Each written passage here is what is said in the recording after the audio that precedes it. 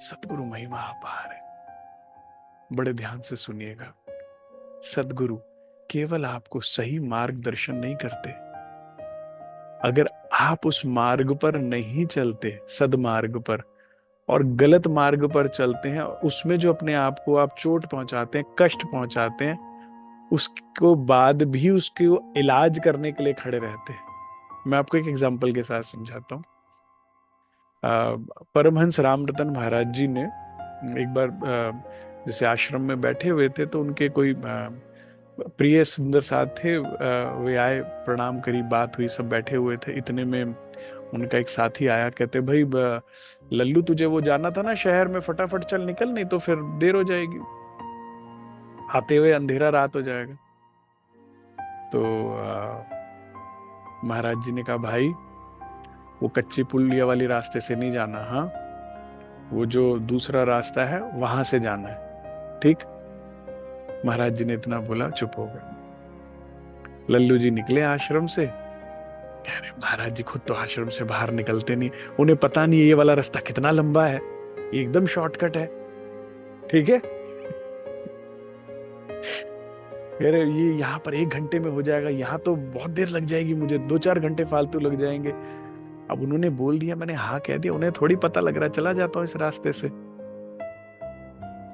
जैसे ही उस रास्ते से निकले, वहां पर पागल बैल खड़ा था, ठीक है।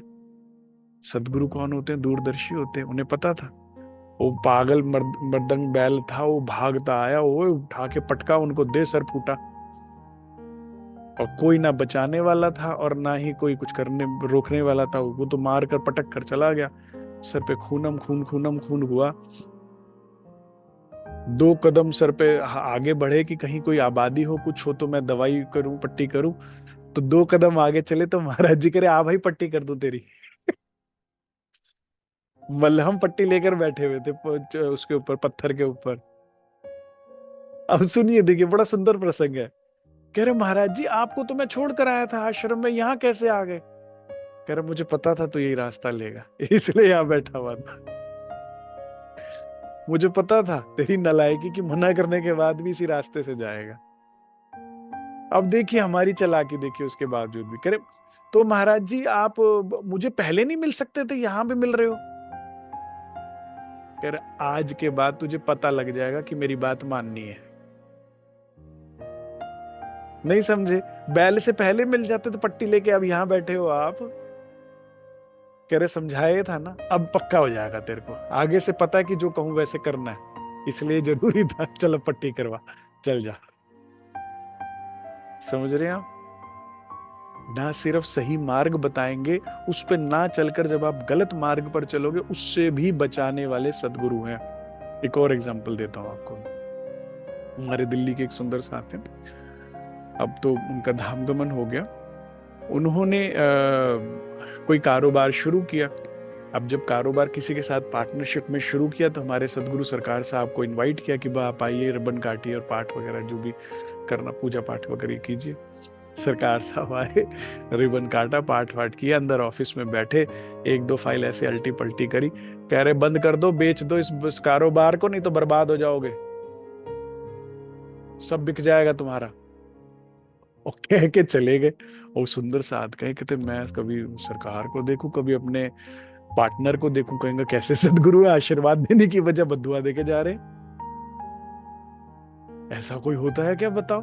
सदगुरु का काम है वो आए, पूजा पाठ करे, अपना दक्षिणा ले, खुश होके खूब आशीर्वाद दे, फूलो फलो, ये करो वो करो, करोड़ों रुपए, और फिर जाए ये क्या कहकर चले गए। अब आज तो काम शुरू किया और वो तो कहकर चले गए, लेकिन बुद्धि नहीं चली।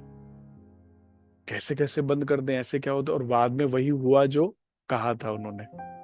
एक एक सारी जमा पूंजी बर्बाद हो गई उस पर, व्यापार में। और बाद में फिर आकर माफी मांगी कि आपकी पहले मान लेता तो। लेकिन खड़े पांव कैसे मान ले करने के चक्कर में अपनी बुद्धि लगा ली, विवेक लगा लिया, तो बर्बाद हो। हम्म। बहुत बड़ा महत्व है सदगुरु का जीवन में, सुंदर साथ जी। And it's a really a blessing to have Sadhguru in your life. एक आपको क्या कहते हैं, गलत मार्ग से सही मार्ग की तरफ ले जाते हैं। जिस सुख को और शांति को प्रत्येक चेतना ढूंढ रही है, in end of the day the fruit of the life which you are looking for, वो क्या है? सुख और शांति। आपको और कुछ नहीं चाहिए।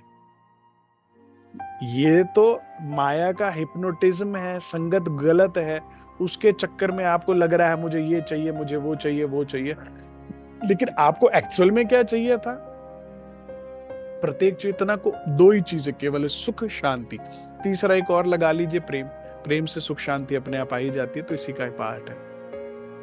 और उसके लिए माया ने आपको लगा दिया गड्ढे में, नरक में धकेल दिया। ये क्या करती है? आपको मिसगाइड करती है। एक सतगुरु ही है जो तुम्हें बताएंगे जो तू ढूंढ रही है वो यहां नहीं मिलेगा, चल वहां। धन में सुख शांति नहीं है। सतगुरु तुम्हें झोपड़ी में वो सुख दे के दिखा देते हैं कि जो महलों में भी नहीं है।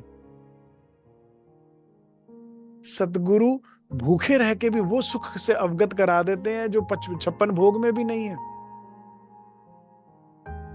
और तुम्हें इस सुख दुख से परे दृष्टा भाव में खड़ा कर देते हैं, शून्य स्थिति में। बड़ी सुंदर स्थिति है शून्य। कोई विचार, कोई संसार की चाहना नहीं, एक चाहना सत्य प्रेम की, सत्य प्रीतम की।